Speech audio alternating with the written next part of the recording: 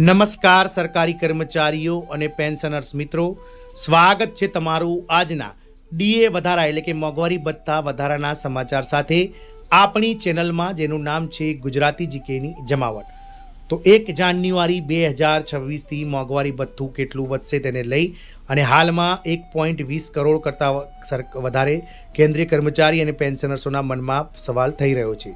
સરકાર દ્વારા all India consumer price ઇન્ડેક્સના આંકડાઓ દર્શાવે છે કે મોંઘવારી ભથ્થું જે છે તે ઓછામાં ઓછું 2% અને વધુમાં વધુ 3% જે છે તે 1 જાન્યુઆરી 2026થી વધી શકે છે. જો સરકાર એપ્રિલ મહિનામાં આ વધારાની જાહેરાત કરે છે તો 3 મહિનાના બાકી પગાર સાથે કર્મચારીઓને એપ્રિલમાં મોટી ભેટ સરકાર દ્વારા આપવામાં આવી શકે છે. જાણીશું આજના ડીએ વધારાના સમાચારમાં કે સરકાર ક્યારે જાહેરાત કરશે મોંઘવારી ભથ્થાની અને એરિયસ ક્યારે ચૂકવવામાં આવશે, તેના વિશે વિડીયોમાં વિગતવાર ચર્ચા કરીએ. તો વિડીયોના અંત સુધી આપ બન્યા રહો અને જો ચેનલમાં આપ નવા સબસ્ક્રાઈબર હોય તો ચેનલને સબસ્ક્રાઈબ કરવાનું ભૂલશો નહીં. તો 3 મહિનાના બાકી પગાર અને ડીએ કેન્દ્રીય કર્મચારીઓને એપ્રિલમાં મોટી ભેટ. તો સરકાર એપ્રિલમાં મોંઘવારી ભથ્થા એટલે કે ડીએ પર નિર્ણય લઈ શકે છે. જો આવું થશે તો કેન્દ્ર સરકારના કર્મચારીઓને માત્ર વધેલું મોંઘવારી ભથ્થું જ નહીં, પરંતુ જાન્યુઆરી, ફેબ્રુઆરી અને માર્ચ મહિનાનું એમ 3 મહિનાનું બાકી રહેલો ભથ્થાનું એરિયસ પણ મળશે. તેના વિશે જાણીએ. તો આ એપ્રિલનો મહિનો પગાર કેન્દ્ર સરકારના કર્મચારીઓ માટે ખાસ રહેશે. અમે આ એટલા માટે કહી રહ્યા છીએ કે કારણ કે સરકાર એપ્રિલમાં મોંઘવારી ભથ્થા પર નિર્ણય લઈ શકે છે. આગામી સમયમાં એપ્રિલ મહિનામાં પ્રથમ અઠવાડિયામાં માનનીય વડાપ્રધાન શ્રી નરેન્દ્રભાઈ મોદીની અધ્યક્ષતામાં એક મહત્વની કેબિનેટ બેઠક યોજાવા જઈ રહી છે.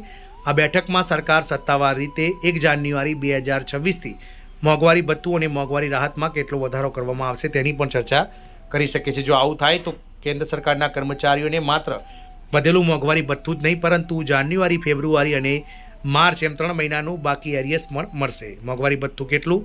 તો હાલમાં કેન્દ્ર સરકારના કર્મચારીઓ માટે મોંઘવારી ભથ્થું 58% છે, જે 1 જુલાઈ 2025થી લાગુ કરવામાં આવ્યું છે અને જાન્યુઆરીથી જૂન 2026ના અર્ધવાર્ષિક ગાળા માટે બીજો વધારો અપેક્ષિત છે. આ વધારો વધુમાં વધુ ઓછામાં ઓછો 2% અને વધુમાં વધુ 3% હોઈ શકે છે. જો આવું થાય તો કેન્દ્ર સરકારના કર્મચારીઓનું જે ડીઆર છે તે વધીને ઓછામાં ઓછું 60% અને વધુમાં વધુ 61% થઈ શકે છે. સામાન્ય રીતે સરકાર હોળીની આસપાસ ભથ્થા અંગે નિર્ણય લે છે, પરંતુ આ વખતે હોળીનો 1 મહિનો વીતવા છતાં પણ સરકાર દ્વારા હજુ સુધી કોઈ જાહેરાત કરવામાં નથી આવી. આવી સ્થિતિમાં માર્ચ મહિનાના પગારમાં વધેલા મોંઘવારી ભથ્થાનો સમાવેશ કરવો હવે મુશ્કેલ છે. જો સરકાર ભથ્થા અંગે નિર્ણય એપ્રિલ મહિનામાં લે છે તો તેને એપ્રિલ મહિનાના પગારમાં સામેલ કરવામાં આવે તેવી શક્યતા છે. આનો અર્થ એ છે કે સરકારી કર્મચારી અને પેન્શનર્સોને વધેલા મોંઘવારી ભથ્થાને એપ્રિલના પગારમાં પેઇડ ઇન મેમાં મળી શકે છે.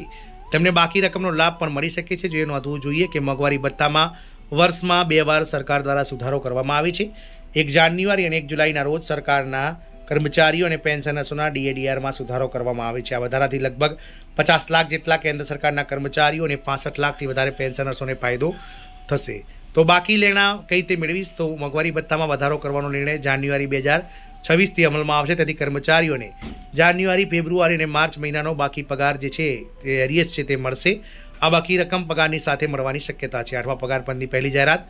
એ નોંધવું જોઈએ કે 8મા પગાર પંચના અમલીકરણ સાથે કેન્દ્રીય કર્મચારીઓ અને પેન્શનર્સો માટે મોંઘવારી ભથ્થાની આ પહેલી જાહેરાત થવા જઈ રહી છે. 7મા પગાર પંચનો જે કાર્યકાળ છે તે 31 ડિસેમ્બર 2025ના રોજ પૂર્ણ થઈ ગયો છે. 8મા પગાર પંચને 1 જાન્યુઆરી 2026થી અમલમાં મૂકવામાં આવશે. જોકે 8મા પગાર પંચની સંપૂર્ણ ભલામણો હજુ સુધી તૈયાર થઈ નથી અને રિપોર્ટ્સમાં આવવામાં સમય લાગી શકે છે. સરકારે પગાર પંચને 18 મહિનાનો સમય આપ્યો છે. આનો અર્થ એ છે કે 18 મહિનાની અંદર પગાર પંચ કેન્દ્રીય કર્મચારીઓના પગાર સહિત વિવિધ ભથ્થાઓ અને મુદ્દાઓ પર ભલામણો કરશે. દરમિયાન આ મોંઘવારી ભથ્થામાં વધારો મોંઘવારીમાંથી થોડી રાહત આપશે. નિષ્ણાતો માને છે કે 8મું પે કમિશન લાગુ થયા પછી હાલના ડીએને મૂળ પગારમાં મર્જ કરી દેવામાં આવશે અને નવી ગણતરી શરૂ થશે. આમ ડીએ જે છે તે એપ્રિલ મહિનામાં જાહેરાત થતાં જ કર્મચારીઓને 3 મહિનાનું એરિયસ સહિતનો પગાર એપ્રિલના પગારમાં પેઇડ ઇન મેમાં મળી શકે છે. જય હિન્દ, અસ્તુ.